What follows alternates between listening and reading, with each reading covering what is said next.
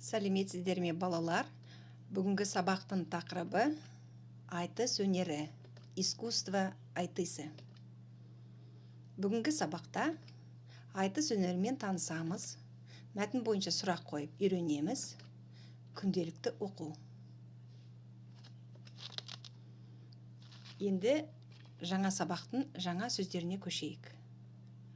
Тыңда, қайтала, жаттап ал, сөздік дәптерге жаз. Айтыс – это песенное состязание акынов. Шахар – город. Шілдехана – праздник в честь рождения ребенка. Жеңімпаз – победитель. Балалар, қайталаңдар. Айтыс, шахар, шілдехана, жеңімпаз. Жақсы. Ал енді балалар, жаңа сөзді үйренейік. 110-шы бет. Шілдехана, айтыс, шахар.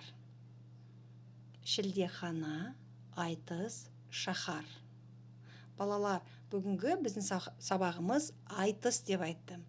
Айтыс дегеніміз не? Балалар, айтыс дегеніміз ол ақындар сайысы.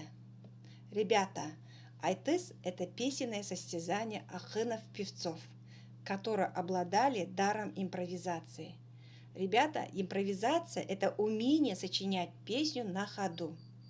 Свое пение они сопровождали на домбре или на кобызе. Акыны состязались не только умением петь, но и быстро, умело сочинять на заданную тему. Причем они должны были удивить зрителей, при которых проходил айтыс. Народ всегда выбирал победителей. Келесі тапсырма. Екінші тапсырма. 110-шы бет. Балалар, мына суретке қараңдаршы. Суретте кімдерді көріп тұрсыңдар? Балалар қайда келді?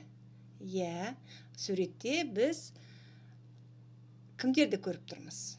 Балаларды көріп тұрмыз, ақындарды көріп тұрмыз, Балалар бізде қайда келді? Балалар айтысқа келді. Ребята, куда пришли дети? Посмотрите внимательно на картину. Они пришли на айтыс. Ребята, на прошлых уроках мы проходили темы «Гости в древний мир». Это Осет и Султан. Вот Осет и Султан попали на айтыс. Что же дальше произошло? Үшінші тапсырма 111-ші бет мәтінді тыңда оқы. Бұл жерде біз Султанды көріп тұрмыз. Султанның қолында оның күнделігі. Ребята, вы видим Султана. У него в руках его дневник. Қазір балалар, біз Султанның күнделігін оқимыз. Бүгін мен Ақшабайдың ауылына тойға бардым. Сегодня я поехал в аул Ақшабая на праздник. Той өте керемет өтті. Праздник прошел очень замечательно. Шілдеханаға танымал айтыс ақындары келген. На Шілдехана приехали известные поэты на айтыс. Ақындар біріне бірі өлеңмен жылдам жауап берді. Поэты друг другу быстро отвечали. Олардың өнеріне таң қаласың. Очень удивишься их таланту. Ақындар Сығанақ шаһары туралы көп біледі. Поэты много знают о городе Сығанақ. Олар елдегі жаңалықтарды әнге қосып айтты. В своих песнях они пели о новостях страны. Халық өте көп болды. Народу было очень много. Жеңімпаз ақынға Ақшабай алтын құмыра мен шапан берді. Победителю поэту Ақшабай подарил золотой кувшин и чапан. Меніңше, айтыс нағыз өнермі. Мне кажется, что айтыс – это настоящее искусство. Ол ата-бабамыздан келе жатқан мұра. Это наследие наших предков. 1801 жыл, 20 шілде, Сығанақ қаласы. 1801 год, 20 июля, город Сығанақ. Балалар, шілдеу. Это древнее название месяца шілде, июль. Төртінші тапсырма 112 бет.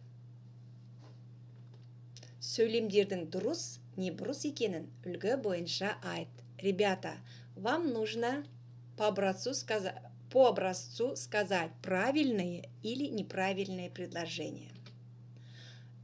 Султан шілдеханаға барды. Султан был на шілдехана. Султан айтысқа қатысты. Султан участвовал в айтысе. Султан ақындардың өнеріне таң қалды. Султан айтыстан ел жаңалықтарын білді.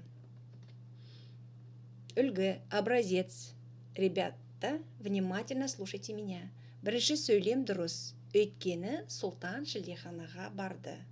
Первое предложение правильно, потому что Султан был на шілдехана. Точно так же вам нужно ответить на следующее предложение.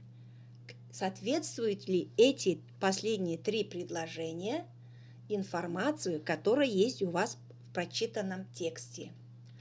Это задание вы мне отправляете голосовым сообщением. Ал енді балалар, дәптерлеріңді ашыңдар, бүгінгі күнді жазыңдар. Қарашаның 26-сы айтыс өнері. 5-ші тапсырма 112 бет. Диалогты толықтырып, дәптерге жаз. Дополни диалог и запиши в тетрадь.